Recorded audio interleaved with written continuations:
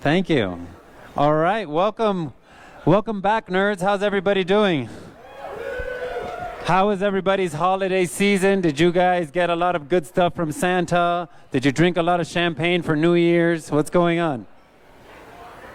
What a catch-up session. All right, so let's turn this on. Yes. So welcome to Nerd Night, everybody. All right. So, Nerd Night has a bit of a identity crisis. As you can tell on our social media, we're always putting be there and be square. But that's what they came up with like in the 1990s. And by the way, Nerd Night is the second biggest thing of its kind behind TED. So, you know, TED's a little more serious, where Nerd Night's a little bit more fun, but we are trying to catch up to TED and see if we can catch up to all the fun things that they're doing. So in the 2000s, they kind of said it was like the Discovery Channel with beer. But now, who has cable? Who really has the Discovery Channel? So now we're recently calling it, like the people who are on top of us, it's like boozy TED Talks. I wish that wasn't cutting it off, but that's what's happening now, so we're going to just roll with it. So, my name is Flip Awesome Aguilera. I am one of your Nerd Night bosses. This young lady sitting over here is one of our other Nerd Night bosses. This is my wife, Maritza Aguilera. This is us at Nerd Night Miami the day that I asked her to marry me. So, how fun is that? That's how important Nerd Night is to us. So, Nerd Night is now, if we count Colorado Springs, in over 100 cities worldwide. So, whenever COVID, we get over that and we can start traveling again, and you want to connect with some nerds from other cities, look for a Nerd Night in any one of these places, and you'll have some fun group of people to connect with. So, how many of you, is it your first time in Nerd Night tonight? Let's, by raise of hands. All right, awesome. The nerdy community is growing in Colorado Springs. So I know what you first-timers are thinking. You're thinking, what would I talk about if I was in a room of drunk people that were smart? How many of you are thinking that? How many? There we go. So if you'd like to get on this stage and, you know, teach the community about whatever you are nerdy about, you can email us at nerdnitecos@gmail.com, and we'll be happy to brainstorm with you and get you in the pipeline to getting on this beautiful stage and teaching our nerdy community about whatever it is you're passionate about. So follow, like, review, share. We are on the Facebook. We are on the Gram. We are on the TikTok, but I never do any of the TikToking. So I don't know what to tell you about that. Do you want to talk about today's prize that we're giving away? Everybody. Woo! Hello, hello, hello, hello. All right, so yes, so today we are going to be hosting a little challenge, a little contest, that if you go onto your Facebook and tag us, say a little something cool about us, tag us and hashtag NerdNightCOS before. You have to have it in before the last speaker starts, and you must be present to win. I will pick a random post that did this, and you will win an awesome prize, which Samantha has over there. Also, be sure to see her during one of our breaks. If you haven't been checked in, go ahead and check with her, check in. There's some perks by getting checked in, all right? Thanks, dear. You did a great job. All right. So you can, we have a website that we never do anything on, so you could go there if you want. It kind of looks like this. And here at the bottom, this is the actual video of me asking her to marry her at the Nerd Night in Miami. So that's fun to watch. So you see this QR code? If you can, point your phones to it, because Nerd Night, the head Nerd Night, because of COVID, has run into a little bit of issues. And they are doing a Kickstarter, and if we all could just give $1, send Nerd Night headquarters $1 to help them out, because they're having a hard time through COVID, and we just want to do whatever we can to make sure that Nerd Night is available for all of us to come to and have fun at. So get a picture of that QR code and send them whatever you'd like. Thank you very much if you do. We appreciate that. So let's put our hands together for Coati, our wonderful host sponsor. We love them. This is a beautiful spot. And of course, thank you, Colorado Springs. We really appreciate you. So tonight, let's see, we've got the Wide Open Throttle Therapy by Gregg 3G Sheldon. He's going to tell us a little something about cars and stuff like that. Presentation number 2 is going to be How to Conquer Bad Habits and Start Good Ones with Merrilee Ellis, who is a hypnotist. Ooh. And presentation number 3 is Fascination with Fermentation with Erik Playe. Playe? Yes, and I've had his kombucha. It is pretty darn good. So I am very excited to learn how to make it for myself. So with that, it's time to begin. And with that, let's put our hands together and welcome 3G to the stage.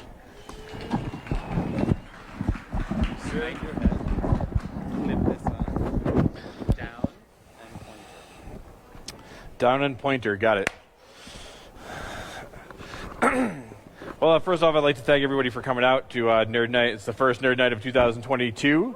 I'm happy to be the first presenter of 2022 as well. So, and you guys are the first audience of 2022. So, give yourselves a round of applause. Woo! Thanks for coming out. All right, so my name is Gregg 3G Sheldon. They call me 3G because my first name is Gregg with 3 Gs. Happened in middle school. Ever since, it's just been a funny way to people remember me, and so that's about it for that. So we're going to move here. Wide open throttle therapy is a term that I coined. It's for like gearheads, you know, the people who are, you know, you see them buzzing by you on the highway. Maybe they're ripping their motorcycle by you. It's really loud. Maybe you see them doing a burnout in a parking lot. You know, all those things are things that they and I do for cathartic experience. So down. All right. So what is wide open throttle therapy, you ask? It's wide open throttle is an industry term for flooring it or punching it, giving it all the beans, however you want to say it. So when you want to get by somebody on the highway, if your car's an automatic, you punch it, it downshifts for you. If you're in a manual, you got to downshift it yourself to get some real speed out of it. And what wide open throttle therapy is a cathartic experience doing something that you love to do. For some people, it's trigger therapy. For some people, it's drinking. Some people, it's playing music, playing video games, things like that. I'm grateful that I get to utilize my something that I love to do every day. Even driving here tonight was a fun experience because the roads are slick, and I drove a rear-wheel drive car. So anybody that's done that, ridden a rear-wheel drive car in the snow, knows exactly what I'm talking about. And so it's us just getting an adrenaline rush, just really getting into do what we love to do. You know, how many of you guys know a gearhead or a car guy? Yeah, most of you. So when, you know, it's not even just driving or working on, but sometimes it's just thinking about cars. You know, like if I'm having a bad day, I've got a couple of project cars, like what I'm going to do next to it, talking to my friends about what I'm going to do next with it, is just, you know, that's a cathartic for me because we're all just hanging out, having a good time.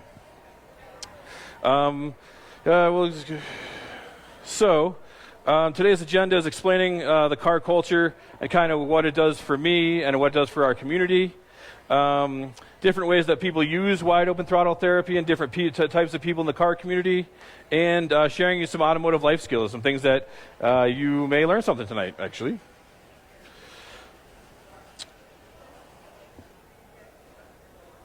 All right, so where it all began. You guys can see this. Does this have a laser on it? Oh, it does. So this is a 1962 Corvette that my father restored before I was born.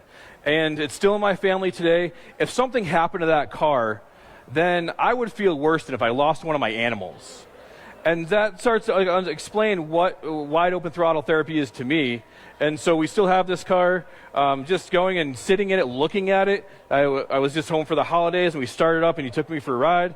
And it just brings back like childhood memories of sitting with my sister in the passenger seat, going to get an ice cream. You know, it's just, if anything like I said, if anything happened to that car, I would just be devastated. And I would get rid of anything I had to, you know, like my father would sell all of his cars before that or whatever he needed to do. And so that's kind of, it's been a family member since, you know, before I was born. What does that say? Oh, how it manifested me. You can see here, I started off as a social worker. And I was a life skills coach in bringing kids out to just go, and we pulled the motor out of my project car. That's a little Mitsubishi Stereo or Chrysler Conquest. It's the first one I ever owned. And so these are two kids that I worked with, and this was down in Rhode Island. These are the cars that I love. Most gearheads have a vehicle that speaks to them or something that maybe they saw in their childhood, and something they've always wanted to attain. The next picture is me racing a car with the same make and model, the red one down here, down at PPIR. If anybody has been down to PPIR they have drag racing and some road course racing and a big circle track. So in the middle here is, I hit the wrong button. Us at the Pikes Peak International Hill Climb. You guys ever heard of that race? Second oldest race in the country. They're doing the 100th anniversary this year. And this is me and my friends up at Cove Creek, which is just above where they temp your brakes. When you're driving down, you got to get your brakes temped. So we are up there, and we're the only ones that can camp there from Saturday to Sunday for the race on Sunday. And so it's a bunch of my friends. Some of them are students. I actually run an automotive vocational program, and so some of my students have come with me, and they help volunteer. We do is volunteer to park cars. That's why we get to go up there for free, and I am the volunteer coordinator, and I can bring all my friends. A couple people in the audience here I think have come with me, so thanks for coming out. Some more pictures of me teaching as a kid. Oh, that's me teaching younger when I was a social worker before I became an auto shop teacher. And this is the car, like I said, that started it all. You start it, you sit in it, you take a ride in it. It just instantly makes my day better.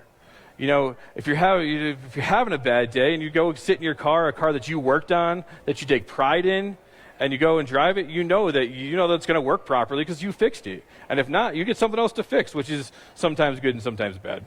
So this is a 1991 Toyota MR2.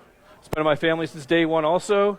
And these are RC cars. If you guys don't know anything about RC cars and you have a younger one in your family or something that is mechanically inclined, I would highly suggest a hobby-grade RC car.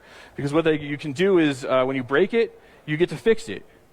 And then you're not out your $100 that you paid at the toy store. So they're usually a couple $100, and we have races like this. And back in New England, we have races on Friday nights. And often there's like 20 or 30 different people in one class, and there's like seconds between us. So it's really competitive, tight racing, and just a hell of a good time. Auto Shop Vocational is the culmination of 10 years of my life. I said I was a social worker. In 2010, I went to a automotive tech school because I wanted to become an auto shop teacher. I always thought I was going to work in a public school, and instead of going to work for a public school, I founded Auto Shop Vocational 2017. So this is a graduation that we had. Oh, I hit the wrong button again. This is an event that we put on annually where we give away free vehicle inspections to anybody in the community who feels like they're getting taken advantage of when they go to get their car fixed. And this down here is my first class. We were working on a 1965 Mustang convertible, like a Mustang Sally but blue. It's tan leather interior, and I actually traded work on that car for my website. So if you guys ever need work on your car, you can come see me, and I like trades. Talk to Sam about time banking as well. Wide open throttle culture. There's bike clubs and motorcycle clubs. The racing community. There's drag racing, road course racing, circle track racing, and you can all do that within a 50-mile radius of here. So it's really like putting the needle in. It's really how you go, and you don't need drugs to get high. You get high off of driving and racing. So car shows and competition, we call that hard parking. It's for the guys that don't, they just build a cool car and they're not really worried about being the fastest or handling the best. It's just maybe it's appearance for them. Maybe that it's the wide open throttle therapy for them is that they get to experience other people, and they do it for the community, and that's really what twirls their beanie. Racing community car shows. Auto shows is it's often misconstrued from a car show to an auto show. An auto show is something that they have the Denver Auto Show and the Chicago Auto Show, and they will have a what do you call it? Manufacturers. It's all the new cars. Sorry, it's not nothing that I really pay attention to because auto shows are. So up there it says car shows. bringing gearheads together since 1895. I actually did some research on that, and there have been car clubs in France in 1895. This is a 1927 Model T that a good friend of mine owns, and he's had it in his family since day one. This guy is a legendary motorcycle racer, I don't know, a man among men in my opinion. And I don't say that about many people. Maybe Flip. Flip's a man among men. This is a motorcycle club that I'm in. It's called Boulder Street Moto. We do it's vintage motorcycles, and this is us taking a cruise up to Highland Hunt Falls. Competition and racing. Kind of talked about the Pikes Peak International Raceway. This is Spencer Penrose. Who knows who Spencer Penrose is? The guy that built the Broadmoor. He put a road up going up Pikes Peak. That's the Yellow Devil. And so that was his race car. It's still on display at the Pikes Peak International Hill Climb Museum at the Broadmoor. This is some ice racing that we do over in Rainbow Falls Mountain Trout Park. This is me on a three-wheeler, which is, think of a three-wheeler on the ice and how much traction you get. It's all you got to do is just like throw your hip into it, and the whole thing just slides going sideways. Hell of a good time. And then this is me in my little red race car going, doing some more rallycross. This is by far the most fun weekend of the year. It's called the Rocky Mountain Rambler 500. And it's the most eclectic group of autophiles you'll find that I've ever seen. I don't know if it's the ones that you'll ever find, but the most ones that I've ever seen. And it is by far more fun than the hill climb whole week. And it's just, it's a 200-mile race in a $500 car. I mean, you can see how much fun that would be for somebody, you know.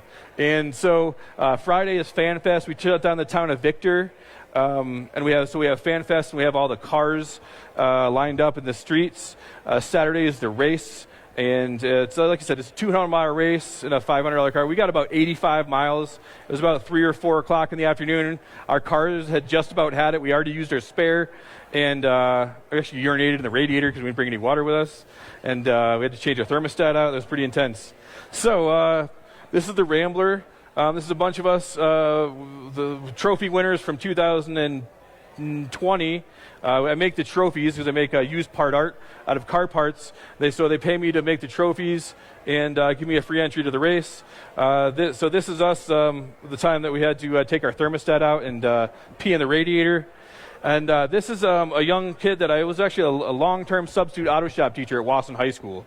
And he was one of my students. So in 2020, he was my teammate. He came and helped me make some of the trophies. He put an e-brake cable in the car. And then last year, he came to the Rambler with his father. And they had a great time. So that's like a personal win for me that nobody really knows about unless I talk about it. So you guys are the only ones that really know. Thanks for listening. Car shows. Like I said, just camaraderie. You know, these are some trophies that I made. Let's see here. How do we do this?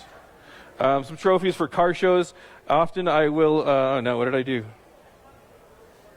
Okay, so these are some trophies for some car shows, and I'll often go to a car show and ask the organizer, be like, hey, can I give a trophy away for the car that I think is the coolest? So they get the Auto Shop Vocationals pick of the day, and so it's just generally a good time. This is my old man's other car. It's a 32 Roadster, and it was good times. These are the auto shows. So these are kind of like the auto shows where the manufacturers put out all their new products.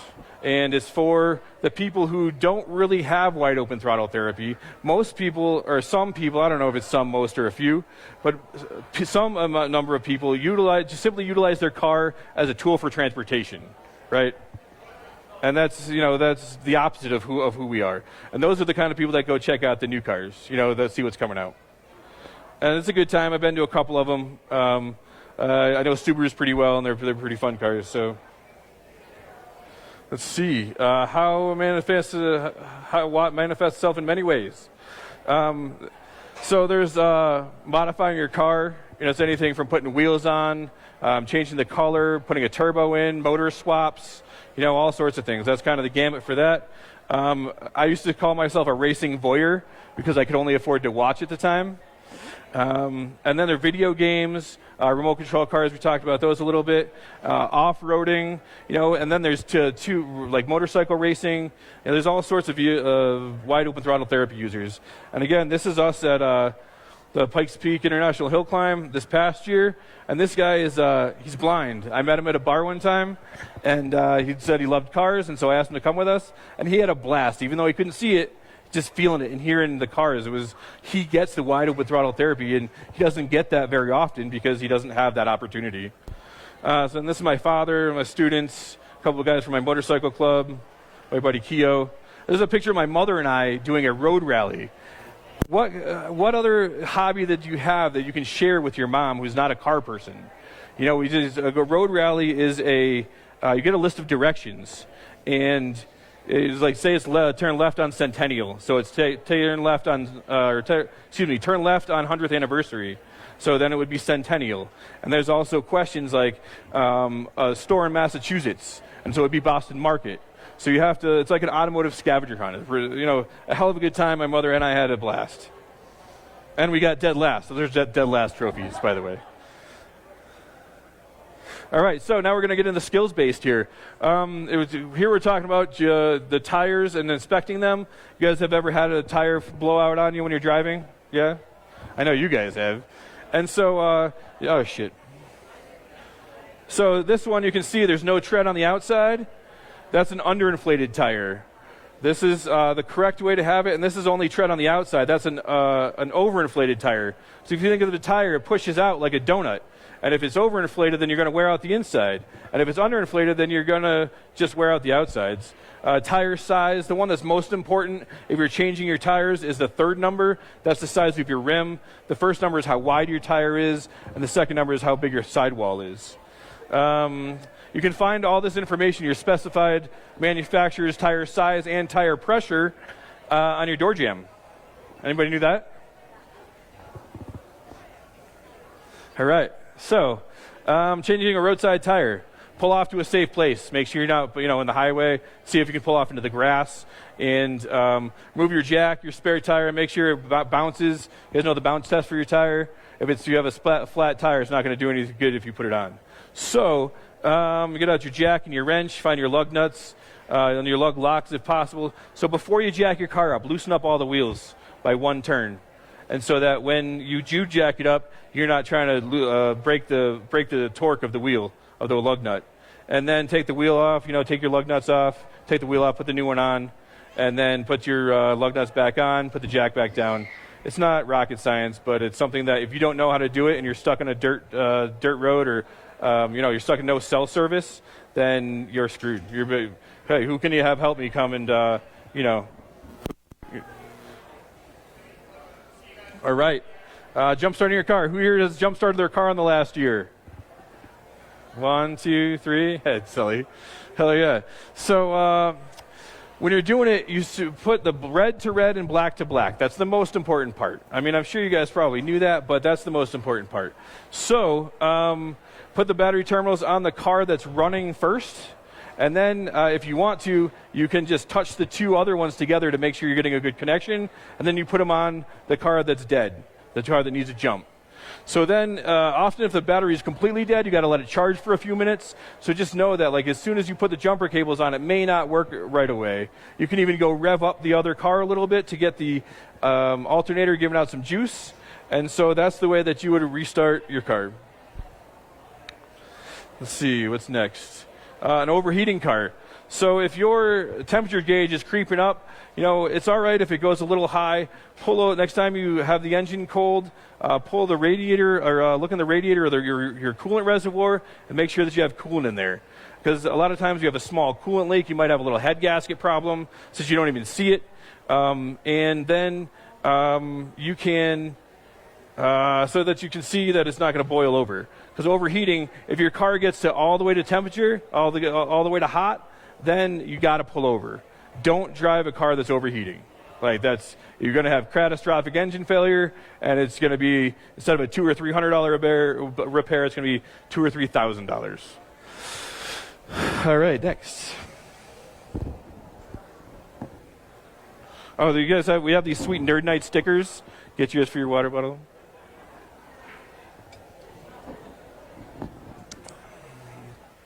Your vehicle's regular repair maintenance. Let's see, what's first? Oil changes every 5 to 10,000 miles. Clean your air filters every about to like 20,000 miles. Spark plugs are very new technologies, letting them go 100,000 miles. Battery about every 7 years. Battery technology used to be so much better. Batteries would last 15 or 20 years, and it's just gone south and, I don't know, made by Chinesium or something. New tires as needed.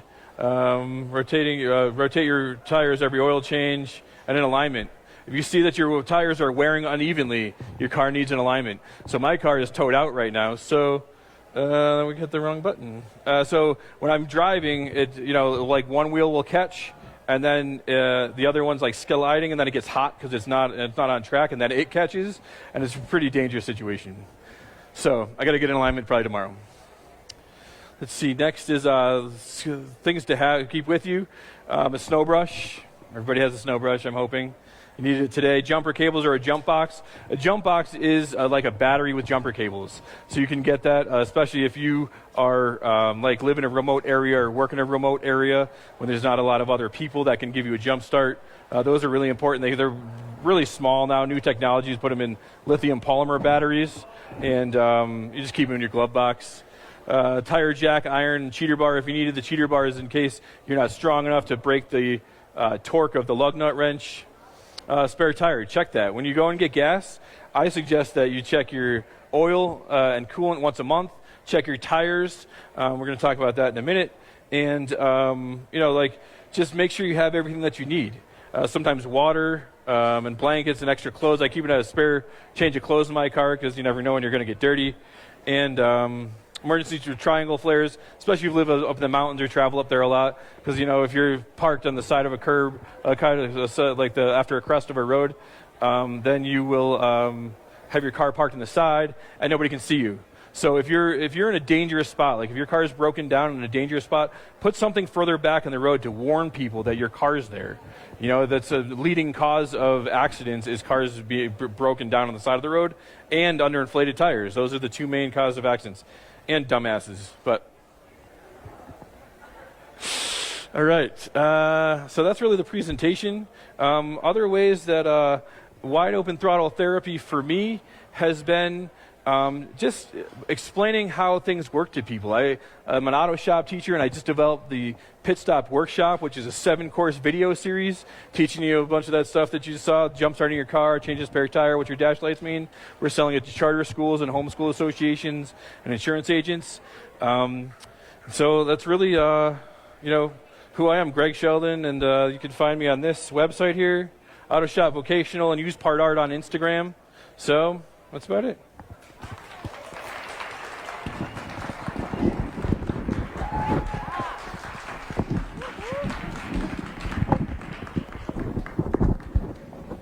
Testing, testing. Hello, hello.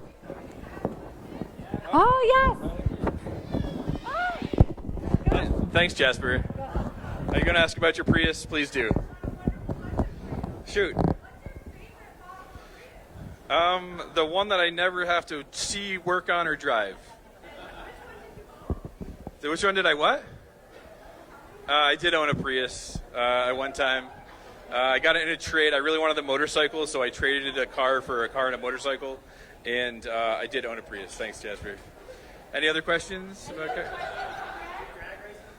Say again?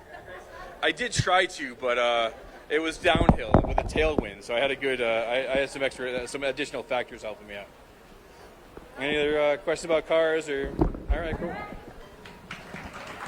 Thanks again, sir.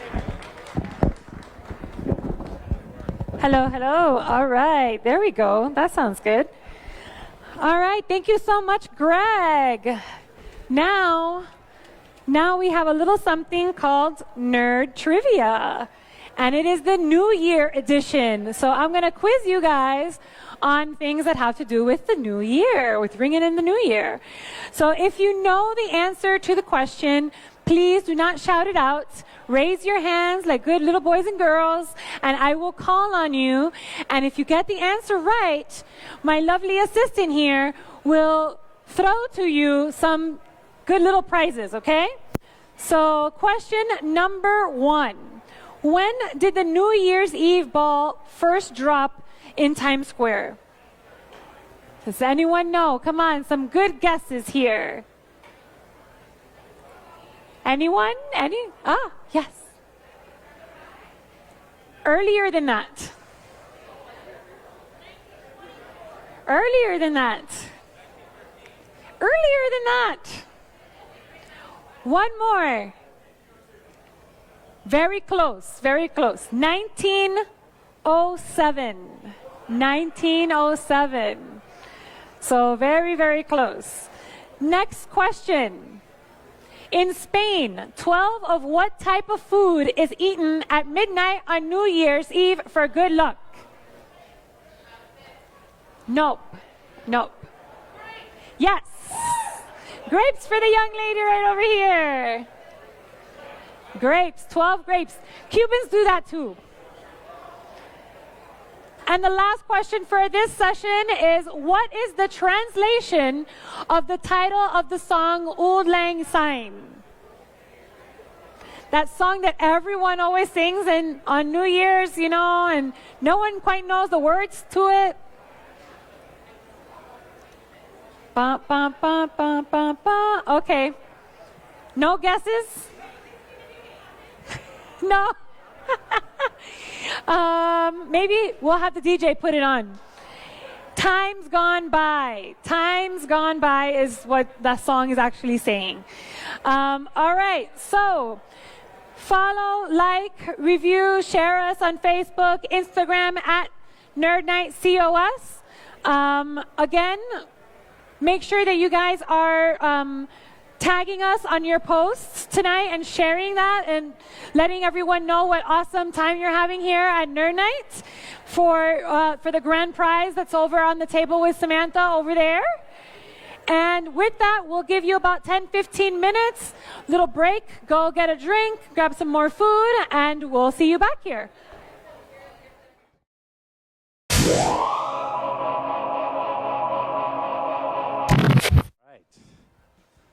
So it's happening, it's coming. How are we doing with that sound back there? All right, so as soon as this pops up, I will turn over here and with a big smile introduce Merrilee Ellis onto the stage, who's going to teach us about habits, how to break old bad ones and how to develop good new ones. So let's give Merrilee a hand.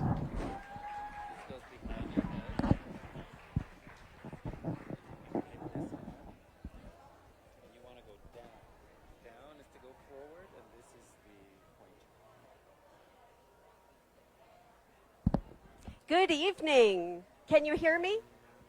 Yeah? A little louder. There we go. Okay. Good evening. Welcome to 2022. How many of you have a habit that you would like to change, stop, or start in 2022? Oh, we have quite a few hands up. Yes, you're in the right place because tonight you are going to learn all about habits, how to form new ones, and how to break old ones. How to conquer bad habits and start good ones. So tell me, what is a habit? Thank you. Something you do repetitively, so much so that it becomes subconscious. And there's some trigger that reminds you to start this habit, and you don't even really think about it anymore. So give me some examples. Smoking, cigarettes, certainly. What else? Drinking coffee in the morning, good. Eating cookies, very good, one of my favorites. Biting your fingernails, so smoking cigarettes, biting your fingernails. But do you ever think about something like being angry as being a habit? Or being irritable? Or the first thing you say when your kids ask you something is no. Oh, somebody beat me to it. Those are called habits of thought, and I'm going to talk about those as well.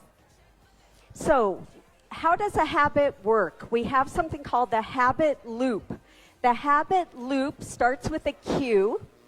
That's something that starts the habit process, followed by a craving or an urge or a desire, followed by the response or the routine that you follow, and then the reward. Cues can be things like time. First thing in the morning, you get up and brush your teeth. It could be location. You walk in the kitchen and you grab a salty snack. It could be a preceding event, like you brush your teeth and then you use the bathroom. It could be an emotional state, like if you're bored, then you tend to eat sugar. Or it could be what other people are doing. If someone else is smoking, maybe that triggers you to smoke. I'm going to divide habits into two categories tonight. The first is habits of behavior. So habits that are something that you do. For example, gambling. Anybody have a gambling habit in the room? Not that they're willing to admit. Or, what is that a picture of? A big stomach, overeating. And the second category I'm going to talk about are habits of thought. Habits of thought are a little bit different than habits of behavior, but include things like your self-talk, negative self-talk, arguing or being irritable or negative are habits of thought. Will we be able to play this? We're going to see if we can play this. If not, it's okay. But it is cool. Oh, she can see it on her computer screen.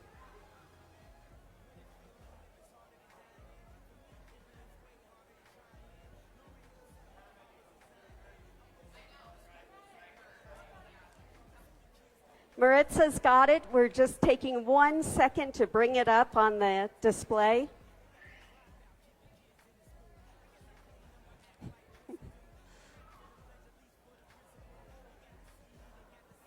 What it's going to be when you see it is a display of a brain in action, the firing of neurons in a brain. Ooh, isn't that cool?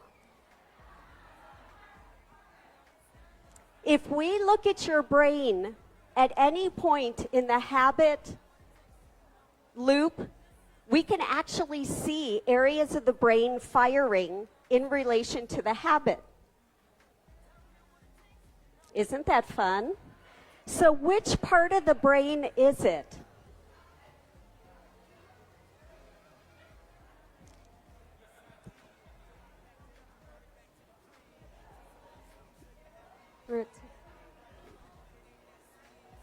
It's the limbic system. The limbic system part of your brain is the second oldest part of your brain. The oldest part of your brain is the brain stem. That's the part that keeps your heart working and your lungs working. The limbic system is the next oldest part of your brain.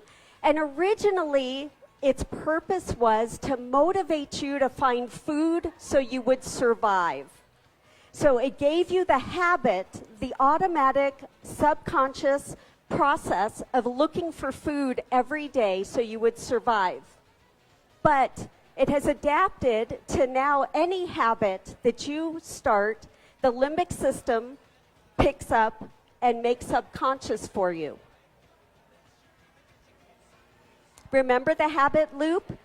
The limbic system is part of the craving part of the habit loop. And here's how it works. The limbic system says you want that extra cookie. You want that cigarette. You want to gamble. And if you don't respond, it ups the message and says, you really want. You really want, you really want, you really want. But the limbic loop never tells you you like what it's telling you to do. It doesn't say you like that cookie. It doesn't say you like to gamble. It just says you want. You want, you want, you want. It never says you like, and it never says you're satisfied. That means it's going to happen again and again. So, the best way to change a habit of behavior, set up your environment for success. If you don't want to walk into the kitchen and every time grab a salty snack, don't have salty snacks in your kitchen, okay? Be your own best friend. Set up your environment. Notice your triggers and your urges. And then, drum roll. Thank you.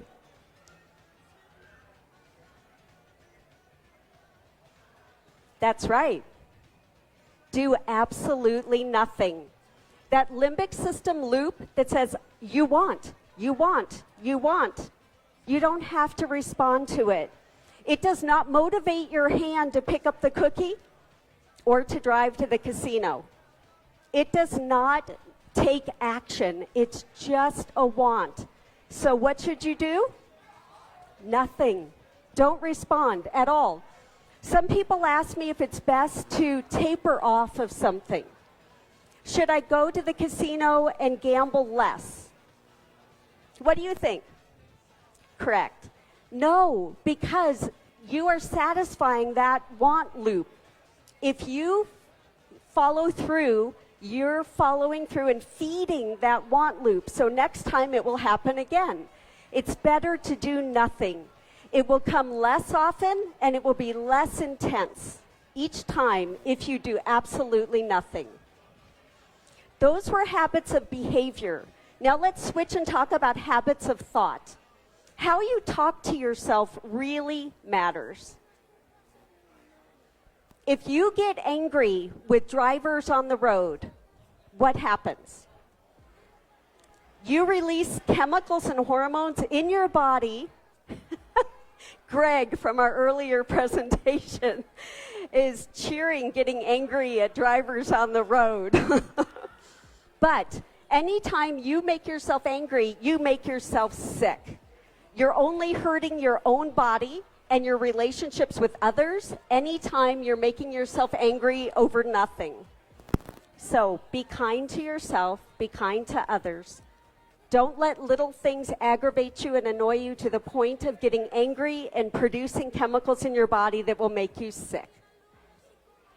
The best way to change habits of thought is to notice your pattern. Do you start out the day angry? Are you irritable with your children? Is your self-talk negative? If any of those things are true, one way to handle it is to use a habit changer. These are one-liners. There's an excellent book called Habit Changers, 81 Game-Changing Mantras, but you can make up your own, and you can turn these into questions if it's more effective for you. But for example, if you get frustrated with drivers on the road, you can repeat to yourself, people do what people always do. People do what people always do. It takes all the steam out of that anger and out of that energy. If you find yourself getting worked up, you can say, stop, breathe, rewind. Just brief little one-liners you repeat like a mantra, and it really helps. If you find somebody's dragging you down a direction you don't want to go, you can repeat, walk your own path. The most important one is the last one on this slide, because this is true every day of your life. My response is my responsibility. The only thing you control is how you respond to what happens in your life. The key to building lasting habits is to recognize that there's different levels of change. The outermost level of change is outcomes. This is like setting a goal of losing 20 pounds. I can help you with that too, by the way. Setting a goal of losing 20 pounds is an outcome. The second level would be changing your process, going to the gym every day. That would be setting up a process change. The most effective one, however, is changing your identity. Instead of saying, I'm going to lose 20 pounds or I'm going to go to the gym every day, ask yourself, what does a person do that is fit, that is slim, that is healthy? because that's going to encompass more than just losing 20 pounds or getting to the gym. That's actually going to include what you eat, how you think about yourself, people you surround yourself with, many things. So, change your identity, decide who you want to be, and then prove it to yourself with small wins. Small wins are very important. Small wins are, tomorrow I wake up and I take a walk. I make a good choice when I eat. I don't try and take on everything at once, though. Take on one small thing and do it. If I'm going to get up each day and take a walk, I get up each day and take a walk. That's all I do for the next week.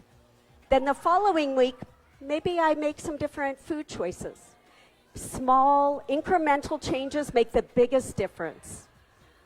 So, forming good new habits, set up your environment for success. Choose a trigger.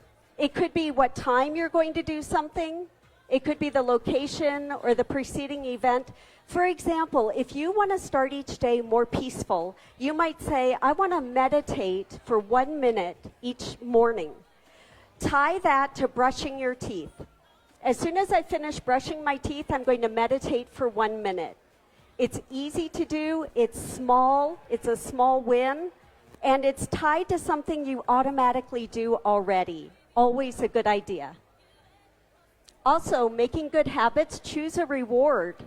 Pat yourself on the back, do something pleasurable, call a friend. It doesn't take much. Now, how many of you have heard that it takes 21 days to set a new habit? Yeah? Maxwell Martz, 1960. Would you love to have published something and 62 years later people are still quoting it? I would.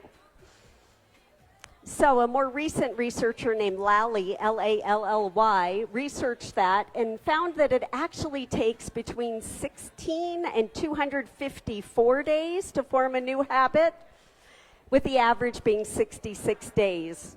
So my advice, start today. Maybe it'll only take you 16 days to set up this new habit. Maybe it'll take 66. What difference does it make? If it's something positive you're going to do for yourself and you're going to do it the rest of your life, it doesn't matter if it takes 66 days to establish that habit.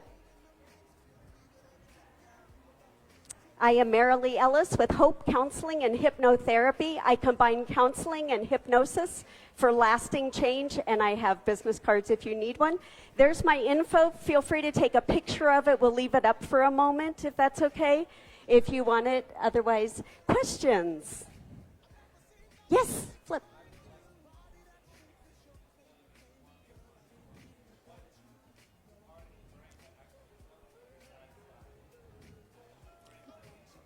Okay, so Flip said, if the limbic system says you want, you want, you want, what part of the brain actually says you're satisfied and I like this and you're doing good? It's in the frontal lobe. That's the most recent, newest part of our brain is the frontal lobe, and that's the part that tells you you're satisfied. Thank you, Flip. Any other questions? Great, thank you so much.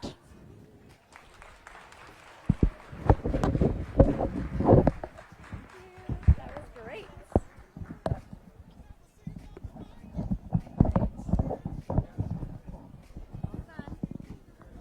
All right. Hello, hello. Nerds, can you hear me? All right. So, thank you so much, Merrilee. That was very informative. Love that. I'm in the process of developing new good habits, so I'm going to use some of that information.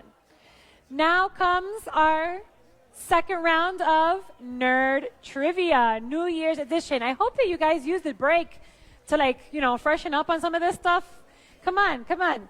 So I want to give away these cute little things because you're going to like them. Question number one. Question number one. What is the name of the calendar that marked January 1st as New Year's in 1582?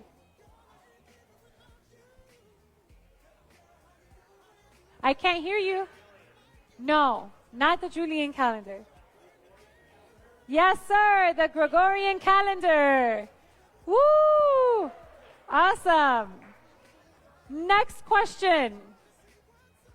Which British singing group was unable to pass a Decca Records audition on January 1st, 1962, which later ended up performing at Red Rocks in 1964? Yes, the Beatles. Awesome. Good job, guys. All right. Next and final trivia question of the night is, what group of intrepid hikers have ascended Pikes Peak to light the fuses for a New Year's Eve fireworks display for the last 100 years?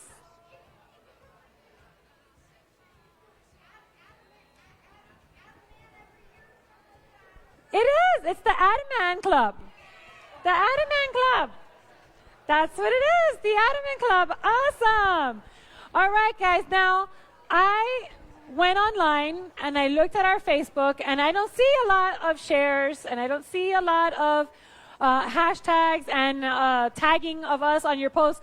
So come on, you've got a little bit more time to step that up so that I can be able to select someone to win our grand prize for the night, all right? And in that, you've got about another 10, 15 minutes. Grab another drink, get some more foods, post on social media for us, and we'll be back soon.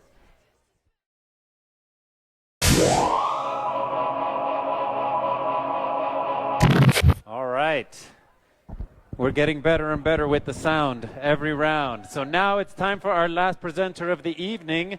Once our lovely Maritza pops up the next PowerPoint, and we will get going with our final speaker of the first Nerd Night of 2022. So yeah. Did you guys have a good time so far tonight? Have you learned some interesting things? We learned a lot about cars. We learned a lot about habits and how to change them. And now we're going to learn about the fascination with fermentation with Erik Playe. Am I saying your last name right? Okay.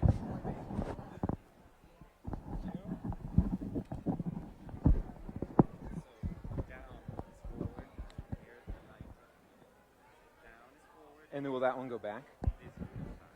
Okay. Nice. Oh, thank you. And I just go forward to start it? Okay, can everybody hear me?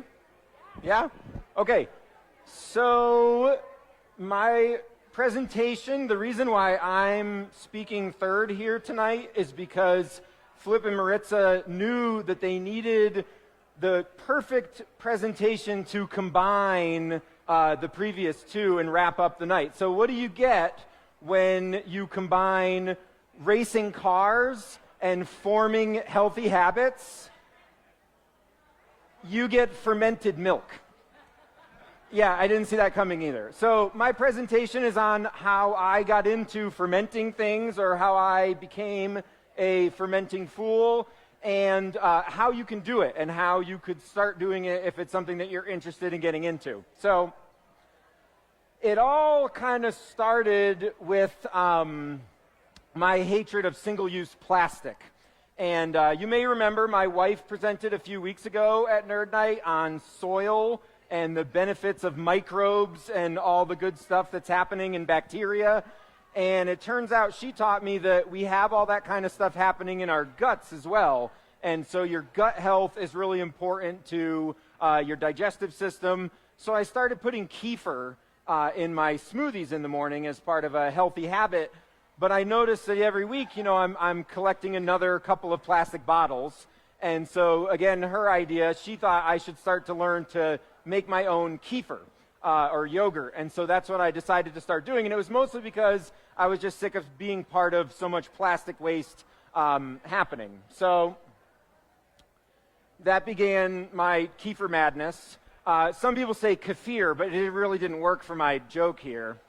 If you don't know what kefir is, it's like a liquidy yogurt. So it's yogurt that you could drink in a glass, or, you know, be a little disappointed if you're eating it with a spoon. But it has a lot of the same health benefits as yogurt. But it comes from really interesting grains. And so those are the kefir grains that you would use to make it. I'll tell you a little bit about the history. It comes from this region. I'll use the pointer. In between Russia and Georgia in the Caucasus region, and it was a dietary staple and closely guarded secret of the northern Caucasus region for centuries, and people of this region are renowned for their longevity.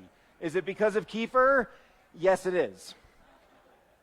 So kefir is made by combining fresh milk and kefir grains in goat skin bags traditionally, and it would be made from goat's milk. And so I like to think of it like this. I don't know if anybody watches college football, but the Notre Dame football team, whenever they come out to play, when they leave the locker room, they slap the sign that says, "Play like a champion today." And so what people did in this region, these are those goat skin bags, and the way it would work is you would have these bags of fermenting goat's milk hanging in the skin of a goat outside of your house, and every time you walked by it coming in or coming out, you'd slap the bag to move the milk and the grains around to get the process to really be happening. So I like to think of them as like the precursor to Notre Dame football rituals. So that's what it would look like initially. The process is very cool. So the kefir grains are not actually grains. They're actually symbiotic colonies of bacteria and yeast in a protein lipid matrix. I'm not a scientist, but like I said, I'm married to a scientist who could explain that better. But to me, they're like little sour gummies when you hold them and you can eat them and they taste sour. Yeah, that's more like what they're like. And this is what it looks like on the inside of one. And so they ferment the milk by breaking down the lactose into lactic acid. Some of the benefits of kefir: it's good for your overall health. It's been correlated with improved digestion, lower blood pressure and cholesterol, cancer prevention, improved immune systems, and reduced asthma and allergies. More about what kefir is: it's a thick and slightly effervescent drink with a sour, creamy taste. And it's also been shown to help reduce sugar cravings, and it adds protein to smoothies. So how to make it is interesting and easy, and anybody could do it. You just need a couple of things, and you could be making your own kefir tomorrow. First, you need a ton of mason jars. If you get into fermenting, that's one thing that you're just going to have when you move. You're going to have to pack up all your jars carefully. But mason jars, and then the grains, which you need to get. You can order them on Amazon, and they come to you. I think they're like freeze-dried, or it's really best if you know someone who's making kefir, and then what they can do is just split their grains in half and give them to you, and then you start your own, and they grow and multiply, and then you give them to someone else. And so that's how I got mine. And I got mine from a friend who's actually raises goats. And so that's how I was going to really cut down my plastic use, was instead of buying plastic bottles in the grocery store, my friend has goat's milk, I get it in a glass jar, and then I just trade those in and out with him. Unfortunately, though, here in Colorado Springs, I only moved here in June, and I actually don't have a fresh goat's milk source. So if anyone here is a goat farmer or knows a goat farmer, I would love to get in touch to keep my kefir business going. I don't really have a business. Anyway, I think goat's milk is the best, but you can use cow's milk, and I'll get into the other types of milk that you can use as well. And you'll need a metal strainer for the next part in the process. So that's all you really need to get going making it. And then a little step-by-step on how you do it. You combine the milk and grains in a jar. You cover it with a cloth, so it would look like this picture up here, and you let it sit in a cool, dark place for about 24 hours.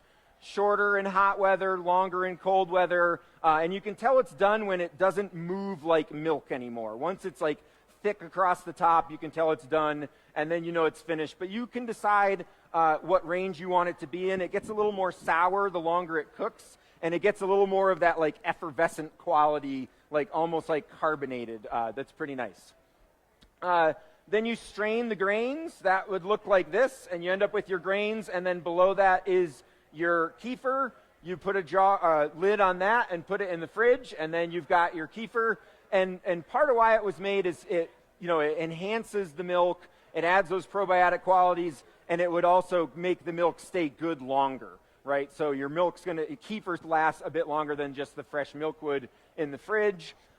Quick disclaimer, you should use detailed directions from a reputable source and keep all your jars and strainers clean if you're actually going to start doing this process. Don't just run home and kind of start throwing milk together and ferment it on your own. You really want to follow some directions, and I could help you find them if you need them. The grains are really quite amazing that you make kefir out of, and what you get in the store when you buy kefir is not actually what I would consider like real kefir.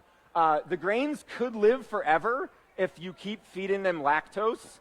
They have not found that the grains will die naturally as long as they keep getting lactose to eat.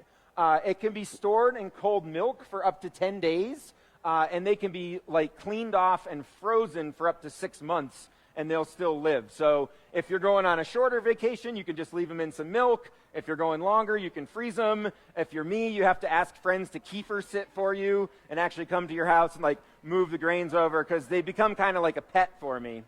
You can make almond, coconut, or oat milk kefir just by taking your kefir grains from your regular milk with lactose and just doing around with another milk that's dairy-free. But they won't be able to live like that. They can't keep making almond or oat milk kefir. You'll have to switch them back and forth into lactose milk to keep them happy. But they'll do the same process, which I think is really cool. The grains will continue to multiply. And so every time I make mine, I just eat a couple of them because they're really good for you. And they're like little sour gummies.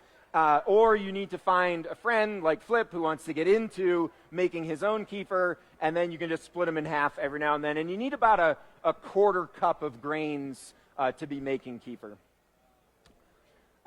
So the real deal kefir is not sold in stores, and that's because there are trace amounts of alcohol in it once you ferment it, and the effervescence would explode those same plastic bottles that I didn't want.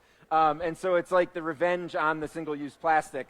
But what you'll get in stores, if you're buying kefir, it's usually like milk with an enzyme added to it. And you can buy those kits too. So you're not getting kefir grains at that point. You're getting kefir enzymes.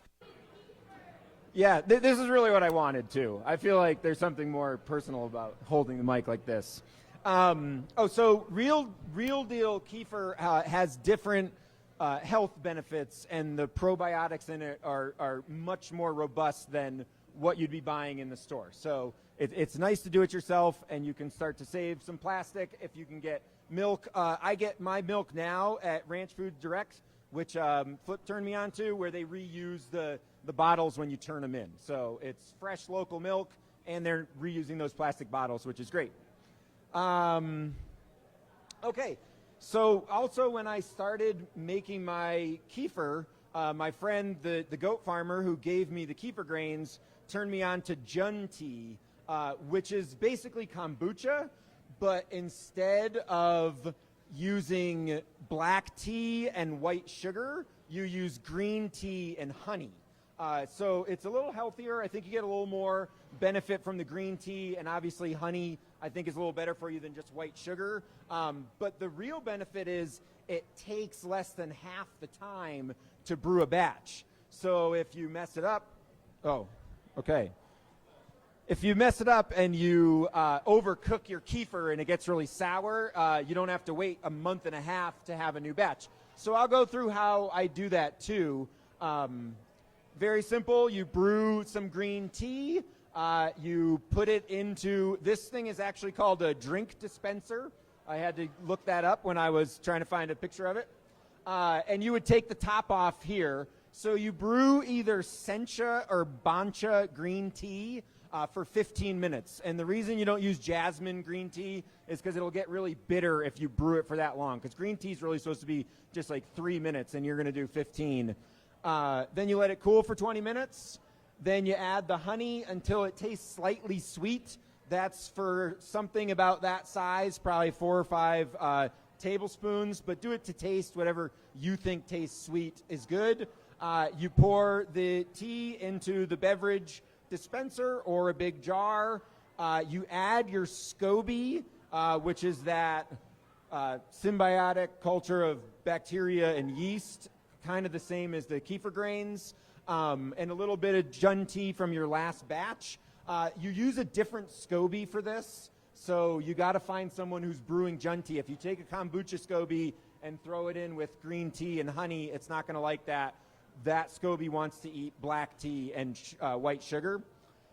And then you leave it covered with a cloth in a cool, dark place, which you already have from your kefir operation, and you try a sample after just 3 days, and then you bottle it after it's as tart as you like it. So we usually do it. My wife is kind of the tester. Once she thinks it's tart enough, then I bottle it.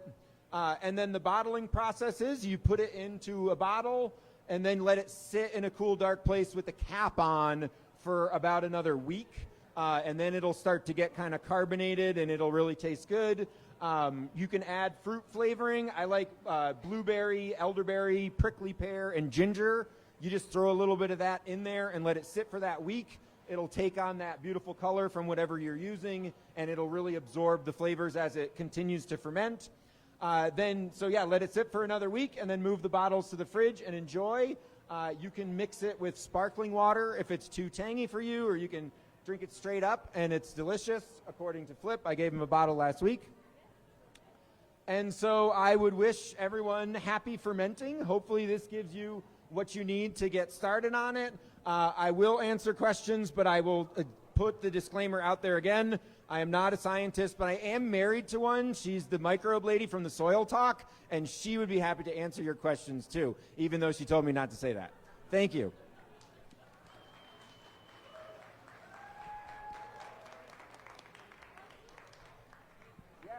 Yes.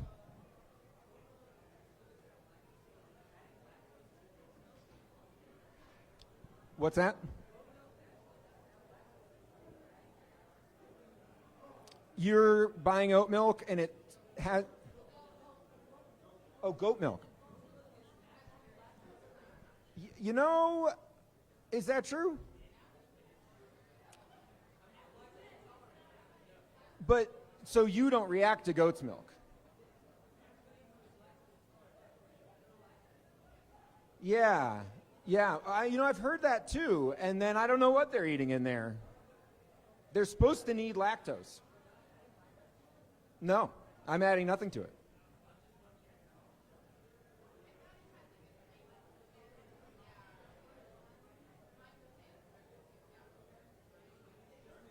I don't know. My kefir grains stayed alive, and they thrived in goat's milk for years, so...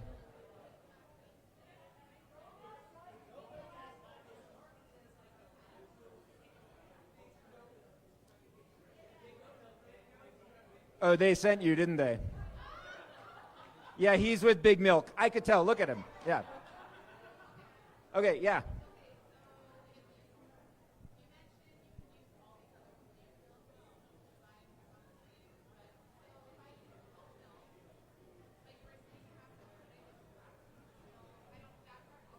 Yeah, so if you make a round of kefir with cow's milk, then you take your grains and strain them, put them into oat milk, almond milk, coconut milk.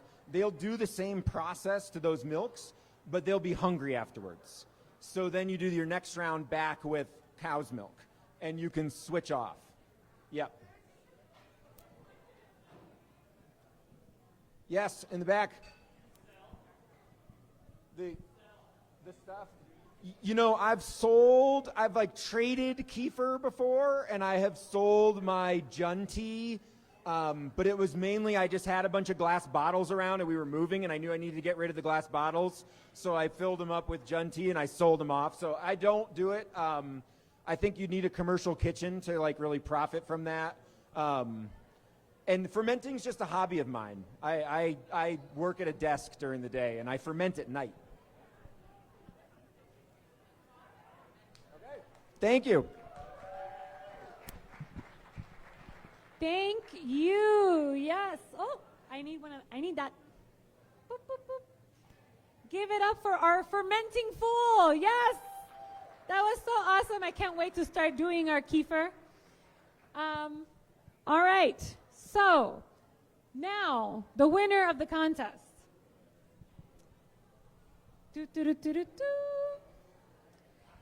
We have someone who posted, they shared one of our things from earlier this week, our post. They said, "This is one of my favorite events in the Springs. If you don't have plans tonight, you should definitely come.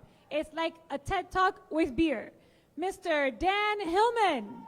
Woo! Come on over and claim your prize.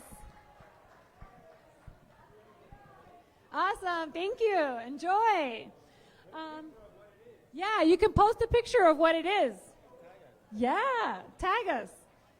All right, so our next Nerd Night at Coati is Wednesday, February 16th. Beer, nerds, trivia, fun, prizes, all the nice things. Speakers, don't forget those, because without them, then we wouldn't really have a Nerd Night. Keep on the lookout for all of our social medias. And if you have presenting ideas, nerdnightcos@gmail.com. I know you nerdy people want to educate the public. Yes, nerds, please unite. Flip and I, we also host another community event called Memoirs, True Stories Unfiltered.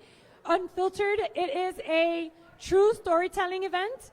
Our next one and the first one of the year is on Monday, January 31st. That one is held at 3E's Comedy Club. Please feel free to come and hang out with us over there as well. Give us a shout out if you do come. And that is the end of the slideshow.